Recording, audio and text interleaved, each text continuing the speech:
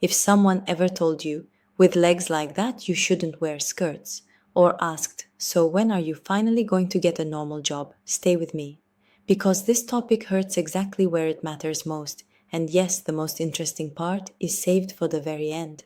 I have worked for many years with women in different countries, cultures, and professions, helping them find their voice, their confidence, and their inner stability. And what I see clearly now is that this is a difficult moment for women everywhere.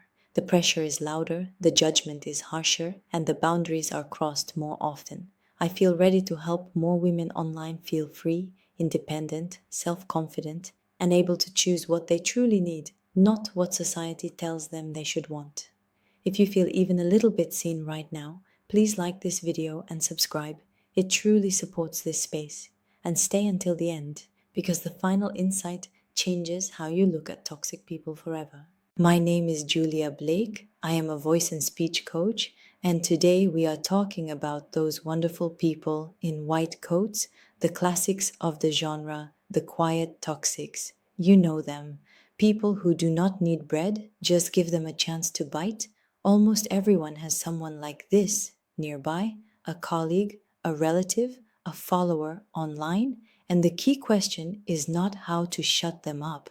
The real question is, why do they do this at all? Why provoke? Why cross boundaries? Why throw comments that sting and then watch your reaction so carefully? If this were a psychology channel, we might talk about childhood, cold parents, lack of love, but it is not. And honestly, it is not your responsibility. What matters is this: someone bit you without permission, and before you react, you need to pause, breathe in, breathe out, and look at what is really happening. Because very often, you are looking at someone who lacks attention, energy, or inner value. Someone who survives by provoking others into emotional reactions. The moment you explode, they win. They leave feeling important, powerful, validated. And the real question becomes uncomfortable. Why would you agree to play a game where the rules were written to make you lose? When you truly see this, something shifts. Suddenly, stepping into this dirty puddle in your white trousers no longer feels necessary, and that is where real power begins. Before we talk about how to respond to provocation, we need to clearly see what it actually looks like, because many people miss it and then blame themselves for reacting. Provocation often hides behind everyday situations, small comments, familiar patterns. The first and most common form is intentional irritation. A person knows your weak spot. It might be your child, your work, your family, your values, and they poke it again and again. They know you will defend it instinctively, almost on a biological level. You react, they get energy, and the cycle repeats. Another version is the opposite. You value order, cleanliness, structure, and someone deliberately ignores it. Shoes on freshly washed floors, things never put back in place. At first it may be unconscious, but then they notice your reaction and think, oh, this works. And now it becomes a game. The second classic form is constant interruption. You start telling a story and someone cuts in with, yes, yes, I get it, or immediately shifts attention to themselves. This is not enthusiasm, this is a power move. Your voice is erased, your opinion dismissed, and in front of others you are subtly positioned as less important. And no, it does not matter that they say, I already understood. Interrupting is a violation of territory, always. Then there is sarcasm. Sarcasm is tricky because it disguises itself as humor. It often comes with, I was just joking, why are you so sensitive? But your body always knows. You feel it immediately. A real joke feels light. Sarcasm leaves tension. And if someone only calls it a joke after seeing your reaction, it was never a joke. Personal attacks are the favorite food of provocateurs. Appearance, age, weight, money, nationality, status. Everyone has a vulnerable zone. Often we unknowingly highlight it by trying to hide it. And provocateurs are very observant. They see it and think, this is where I can hurt. But here is what most people miss. The moment you truly accept yourself, your body, your history, your choices, their arrows stop working. There is nothing more frustrating for a provocateur than throwing a dart and watching it fall to the ground while you smile. And this insight becomes even more powerful later, so stay with me. This skill is not only about public speaking or social media, it matters in everyday life. Asking for a second cashier to open, saying no, defending your time, your space, your voice. Life is full of small moments where confidence is tested. Another form of manipulation is provocative questions. You know them. How did you get this position so fast? You have only been here 5 years, I have been here 20. These questions are not curiosity. They are designed to make you shrink, to doubt yourself, to freeze, and very often they work. And then there are comments online. This is important. Not every comment is a provocation. Provocation exists only when the game is played on equal ground. When someone with experience, status, or authority challenges you, that may be a provocation. But random strangers trying to bite are usually not provoking. They are simply seeking attention. The moment you react emotionally, you turn it into a provocation yourself. Social media erased physical distance but did not erase personal boundaries. People feel entitled to ask about your body, your family, your private life. Why did you gain weight? Why did you lose weight? Are you married? Are you divorced? Who are you to ask these questions? In real life, most people would never dare. Online, they forget they are talking to a human being. Another dangerous situation is when your words are twisted, especially at work.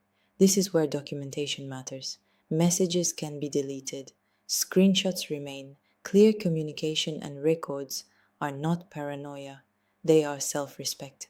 And now we arrive at the central question: what do you do with all of this? Because awareness alone is not enough. And this is where most people either explode or collapse. The first and most important rule is calm, absolute calm. The moment emotions take over, your brain shuts down, your speech breaks, your voice betrays you, your body signals vulnerability. You lose control before you even realize it. Calm is not weakness, calm is dominance. Take a deep breath, count to 5 or 7. If you can, stay silent. Look the person in the eyes, softly, calmly, and smile. Just a few seconds. Something always happens on their side because this is not the reaction they expected. The next principle sounds simple but is difficult in practice. Do not absorb negativity. Let it pass through you. Do not store it. Do not replay it all night. This is especially hard when someone touches your values, your family, your children. But here is a reframe that changes everything. Every provocation is information. It shows you where you still react automatically, where something inside you wants protection. This does not mean something is wrong with you. It means there is room for growth. Later, you can take this to therapy, reflection, inner work. You can say, this triggered me deeply. Let us explore why. But in the moment, remember, this is not about me. This is about them. An emotionally healthy person does not behave this way. Repeat this sentence internally as often as needed. I am okay. I am okay regardless of what I do or what others say. This inner mantra is a powerful stabilizer. It brings you back into your body, your center, your authority. If you clearly see a provocation, you can name it calmly. This feels like a provocation.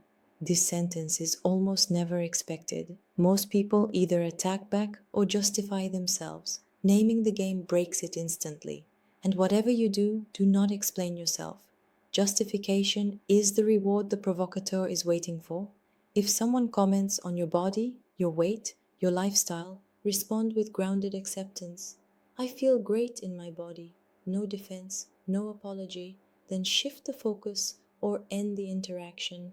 Silence is also an answer, a powerful one. Remember, in most conflicts, what matters is not what you say, but how you exist in that moment. Your posture, your voice, your breathing, your presence, that is what the other person reacts to.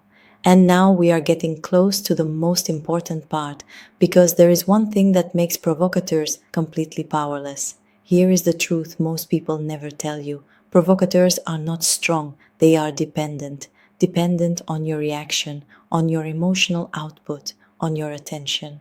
The moment you stop feeding them, they collapse internally.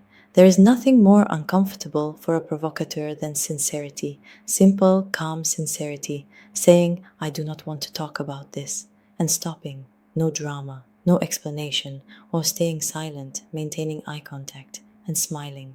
This creates panic because their script breaks. They do not know what to do next. You are allowed to leave conversations. You are allowed not to answer. You are allowed to protect your inner space. Boundaries do not require aggression, they require presence. And here is the final insight I promised. Provocation only works when there is something in you that still doubts your own value.